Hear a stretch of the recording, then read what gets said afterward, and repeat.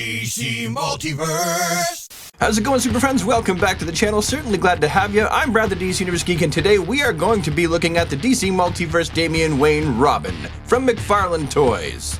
Let's just take a moment to look at the packaging, because that is customary. You know it's going to be black, white, and blue. It's got names, it's got logos, it's got a great big window and a huge picture on the back with other figures that you can get in the series. Moving on. Of course, when it's out of the package, we see that we got the Robin figure, 2 Shuriken, what looks to be a Deathstroke the Terminator sword, and the trading card, and of course a figure stand. The close-up of the trading card is the same as the picture on the back of the box. It looks like he's holding a shuriken, but he's actually not. Those are just batarangs. While the back of the card, as usual, has a short bio that if you'd like to, you can pause to read. Here's a closer look at the sword that Damian came with. It's clearly a reference to issue number 33 of Deathstroke from the Rebirth era. I wonder if Todd actually knows that this is not Damian's sword. Or maybe he just packed it in so that we could use it with the pre-existing Arkham Origins Deathstroke. This sword's not really rigid, it's kind of bendy and flimsy.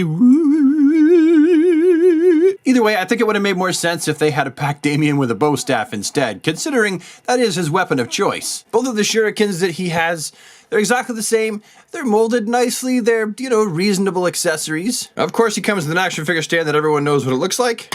And then we come to the figure itself, which looks absolutely fantastic in its sculpted detail and is clearly based off the artwork of John Boy Myers. He's the fellow responsible for illustrating a fairly large chunk of the 2016 and onwards post-Rebirth Teen Titans comic book series. The head sculpt for this Robin is pretty fantastic as well. I'm not sure it completely captures John Boy's work 100%, but it certainly does a good enough job. It looks perhaps just a little bit too simplistic to be an exact representation of his artwork, but it is very clean, there's no paint slop, and the hair is actually a separate sculpted on piece, which is a really neat, interesting way of doing hair without having to worry about painting it. It's just casted in black and plopped on top of his flesh-colored noodle, and all you have to worry about painting is the mask, the eyes, and the mouth. In general, for the most part, I feel like this is probably the best comic-accurate version of a Rebirth Damian Wayne Robin. The tunic is loaded with all of that comic-accurate sculpted detail that those of us collectors really wanted to see in the previous Mattel Multiverse line.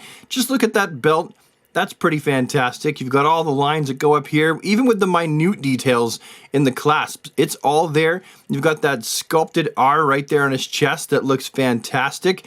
You've got the cape that goes over top of the tunic. The cape is actually a separate piece that fits over the red and yellow collar, which again is comic accurate. The cape itself also is textured. Not that I cared that much for the sculpt of the cape. It's a little bit too pre-posed for me, but it is cool that it's got that kind of leather texture to it. And when you look at the inside of the cape, it's actually a completely different texture. It's not just smooth, there really is a different texture in there. It's like a finer kind of bumpier grain where the outside looks like genuine leather. That looks like leather to me. You've got Robin's gauntlets here looking pretty fine, pretty badass if you ask me. You've got his knee pads down here and the boots. These boots look fantastic. Look at those boot laces. I think that they're probably a separate piece that's been casted and then fit into there. So overall, I think that they've done a fantastic job with the sculpt of this figure. Now let's check out his articulation, which is where this figure runs into a little bit of problems. The head's on a ball peg, and that is definitely enough articulation for myself and probably most people. And then for the arms, he's got the rounded hinges in the armpits as usual with the little butterfly thing. He's got a bicep swivel, and now this is the kicker. Unfortunately, he's only got single jointed elbows. They definitely do more than 90 degrees, so for someone like me, that's gonna be okay. But I know a lot of people really wanted Damian to have double jointed elbows because that is a very, very limited range of motion for this little guy. And of course, rounded wrist hinges. The articulation for the torso, there are articulation points in there, but I will tell you with the rubber tunic, as is usually the case with McFarlane figures that have this kind of rubber outer layer, you kiss that articulation point goodbye. It's very much useless. Something that Todd has done different with this figure is he's just offered for a basic ball joint to attach Robin's legs, which is very cool. I'm a big fan of the ball joint. I like the McFarlane groin too, but this is certainly something that makes a lot more sense with this figure. You can see inside of that ball joint, it is actually fit inside the leg, so there should be a bit of swivel movement, but really there isn't that much, so don't count on much of that either. Another disappointing factor of this Robin's articulation is double jointed knees were not utilized, and he doesn't even get 90 degrees. So that kind of sucks. The kid is a trained assassin. He should be a lot more posable and wiry than this. In the end, what I'm going to do is I'm going to get an X-Acto blade, and I'm going to cut away some of the meat right here in the back of his leg. That way he can actually bend his leg a little bit further down. But honestly, this should not be an issue with a character like Robin. And then of course he's got the rounded hinges down there, as well as the toe articulation. Now, as I mentioned sometimes with these McFarlane toys, is you've got these ankles that actually click into place. So the foot's gonna be like that, or it's gonna be like that. But having it someplace in the middle really doesn't exist. You've gotta have it in this position, or that position. But if you do want him to just stand upright, you can see that getting him to just stand there is something that he can do very effectively. Getting him into dynamic poses, well, that's a whole other thing. He's he's a little bit wibbly. And you know what? I've only had him out of the package here for a little bit, and I can tell you that these ball joints right here in the groin are already getting fairly loose. So this is just my experience. You might have a completely different one, but you're really not looking at a massive range of posability with this guy. Now, if you're wondering about the scale of this Robin, well, first of all, here he is next to two figures from Mattel. We have the Signature Series and we have the Mattel Multiverse. Two of my favorite figures, and honestly, I feel like when you bring in a 7-inch scale Batman, as is the case with the McFarlane Multiverse line, I honestly feel like the Mattel versions scale better with the 7-inch versions of Batman. I don't feel like these figures ever properly scaled with the 6-inch DC Universe Classics Batman. I always feel like he was a little bit too big, which is where we are now with this Damian.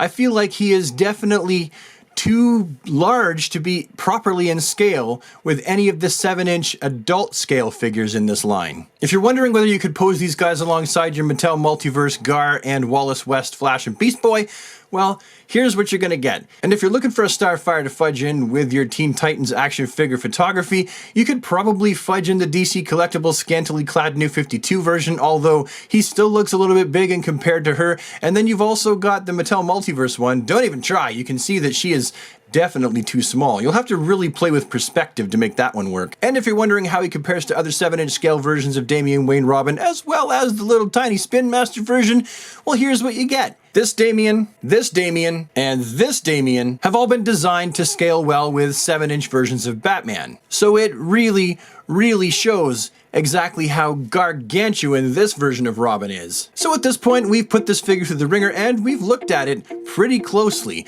We've pointed out all the good things about it, as well as all the cons. In my opinion, this is a fantastic looking, kind of flawed version of the character. It probably should have had more articulation, and it's definitely a little bit too big, but the pros are the figure looks fantastic. And when you've got your figures all posed up and scrunched together, you're not really going to be looking at the scale of it that much. It's certainly the most accurate sculpted version of Damian Wayne that we've received in his Rebirth suit, that is for sure. And although I do kind of wish that McFarlane had shrunk this down a little bit more before it was released to the general public, I think it's a fantastic rendition of the character. If you're out in the toy aisle on the hunt, seeing what you can find, and you see this guy hanging on the pegs, I say go for it.